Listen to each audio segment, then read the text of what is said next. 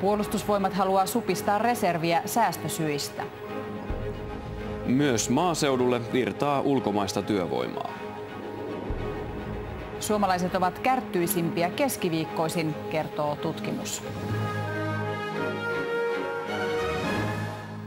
7 uutiset, hyvää iltaa. Hyvää iltaa. Kuntatyöntekijöiden palkkaneuvottelut jatkuvat tällä viikolla. Osapuolet pyrkivät tulokseen jälleen ylihuomenna.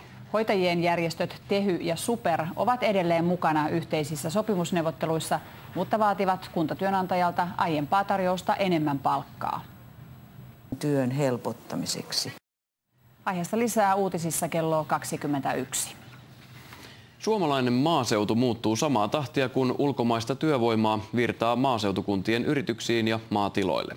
Pienissäkin kunnissa on jo kymmenittäin ulkomaisia työntekijöitä ja lisää hankitaan kiihtyvällä tahdilla.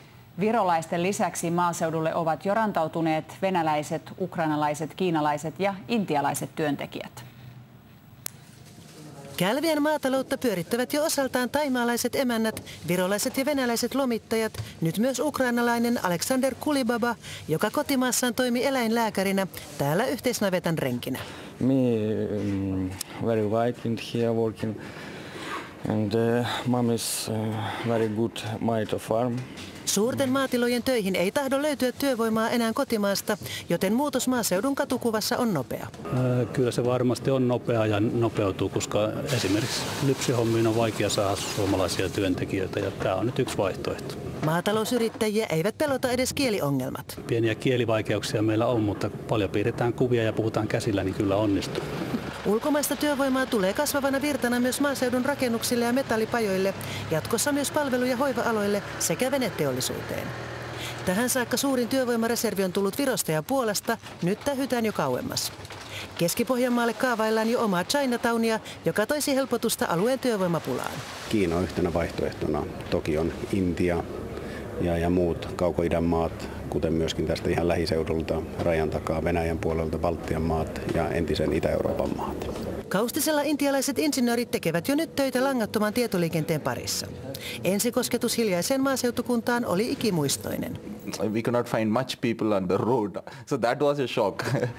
Nyt paikkakunta on tullut tutuksi ja vähäisestä asujaimistosta löytyy jo tuttuja. So every day we meet so the same people, but still we are very happy with the people in Kastiinen. Suurinta ulkomaalaisryntäystä suomalaisille työpaikoille odotetaan 2-3 vuoden kuluttua. Helsingin poliisi tutkii kiusattujen tuen varainhankintaa törkeänä petoksena. Taitaa paistaa aurinkokin.